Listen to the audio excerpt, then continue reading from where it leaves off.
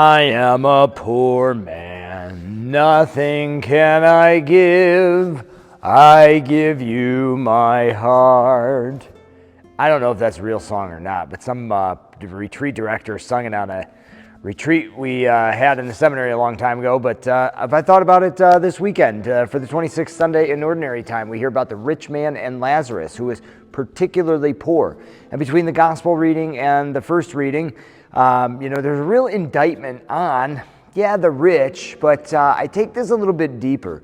It's really between those who go out of their way to take from the poor and those who maybe go out of their way not to see the needs of the poor.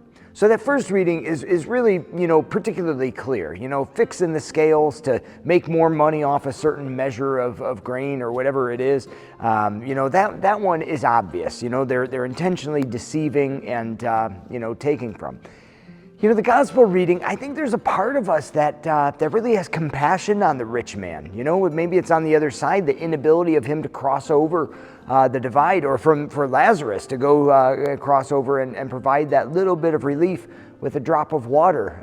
But even in his pride or arrogance or whatever it is, send Lazarus to take care of my needs. Even in that, I think there's a part of our hearts that wonders or hopes for his salvation, because I think there's a part of us that relates to the rich man.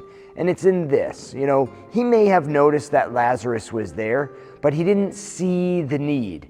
He didn't see it.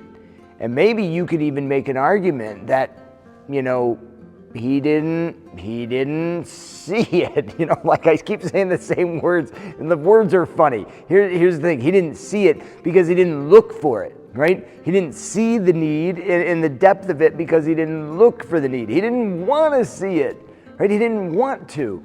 And I think that's the part of our hearts that are just so twisted. I think a lot of times we don't want to see the need either. We don't want to be inconvenienced, whatever it is. We don't want to be inconvenienced, or we don't want to be reminded of our own needs, whatever it is. And, we talk most specifically about this in a financial way or a material way, but, the reality is that the poverty that God speaks of, that Jesus speaks of in this story, it isn't just a financial thing. It's in our hearts as well, and our spirits, our emotions, our psyche. We are so in need in so many ways, or other people are in need in so many ways, and even just in our relating to them, we often, especially in conflict, we choose not to look for the needs of others because we're trying to win an argument or whatever it is, and we fail to look for it. And that's what the indictment really is towards the rich man. He doesn't look for the needs of Lazarus to be able to provide for him. He doesn't want to see him. He doesn't want to be inconvenienced.